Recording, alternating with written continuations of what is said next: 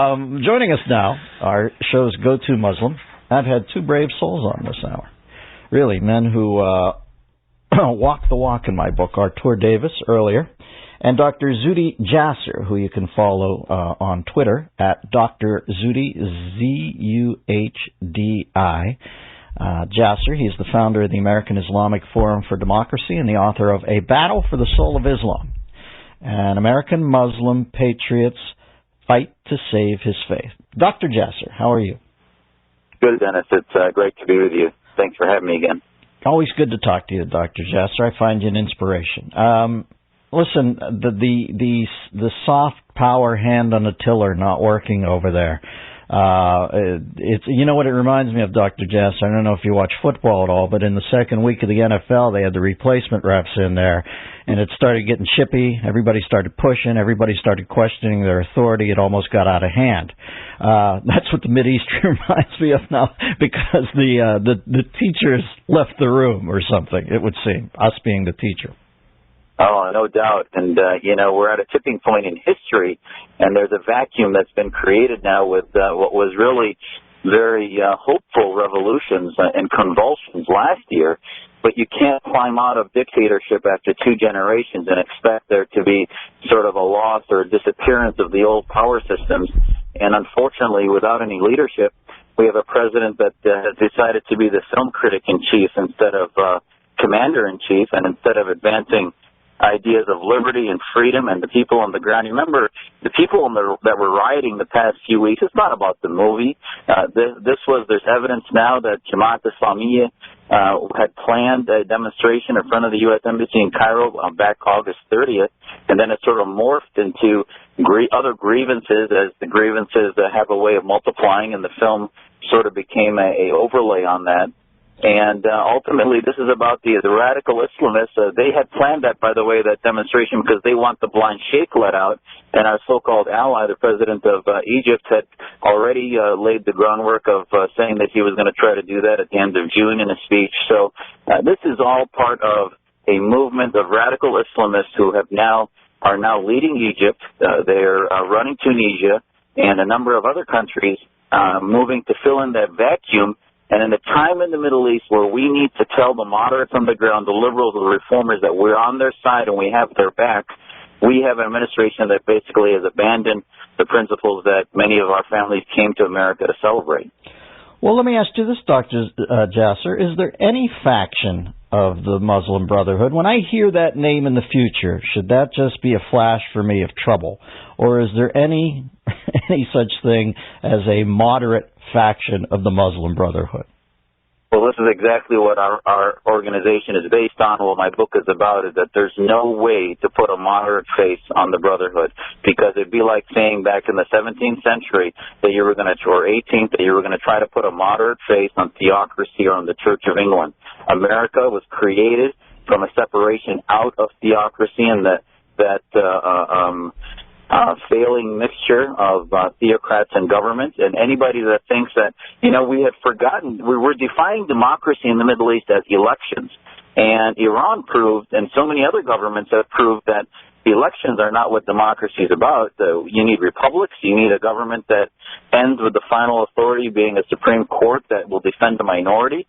Otherwise, you have a mob system, which is going to now even be worse than the dictators that they had before. So the Brotherhood will feign democracy in order to get into power, but at the end of the day, when they have a government that looks at everything in society through the lens of Islam, which is the faith I love, but yet I don't want the government telling me how to practice that, and many Muslims in the Middle East don't want that either, and we in America, and I'll tell you, at the end, what I've learned in the past week, Dennis, is that this is a veiled form of bigotry, that somehow Muslims are resigned and punished by being run by theocrats, and we say that, let them, we're sorry, we didn't mean to offend you with this movie, we didn't mean to, go ahead, the theocrats are what you want. That's not true.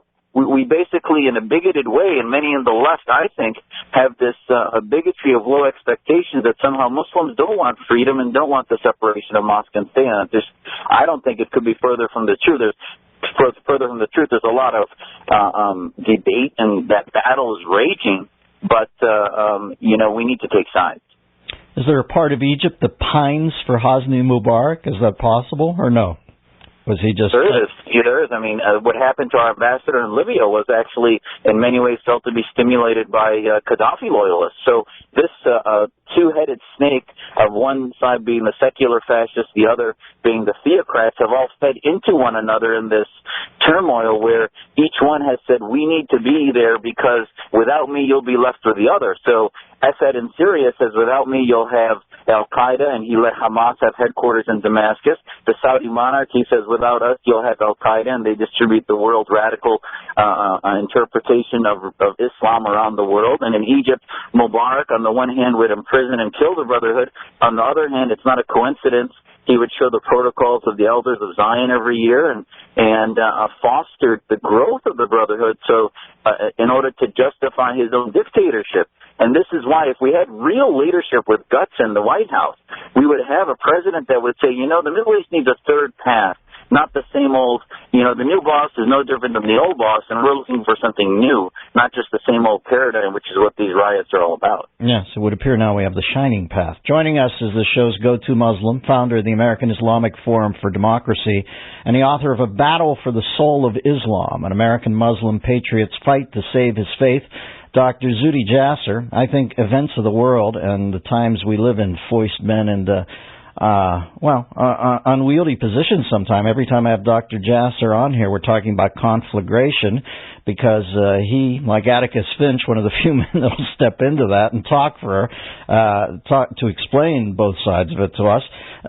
Tell us about your other role. I want to talk for a second. You are on the U.S. Commission for International Religious Freedom. I think of the UN, and I just think of fat guys beating parking tickets on the Lower East Side. But tell me, what's going on in your little subfaction over there, Doc?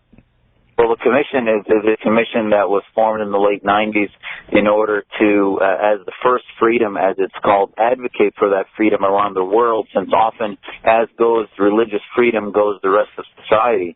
And I was appointed by Senator McConnell back in March, and typically at the time, you may recall, many of the American Muslim Brotherhood legacy groups were all up in uproar because of that, and I thought that said a lot. And now we find that the commission, I think, if you look in every country, whether recently the poor girl that was released for blasphemy charges in Pakistan, Nader Khani, the priest that was finally released after weeks in jail because he not only left Islam but was preaching Christianity in Iran.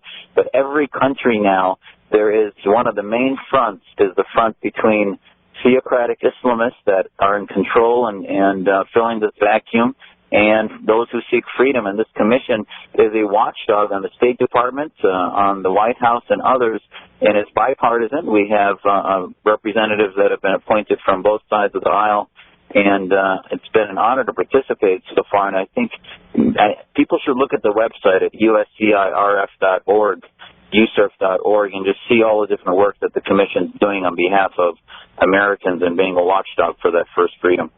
Dr. Jasser, always a pleasure to talk to you, my friend. Have a pleasant day. Anytime, Dennis. Thanks. All right. God bless. Dr. Zuhdi Jasser, and he, as I said, the author of A Battle for the Soul of Islam, a bunch of stuff.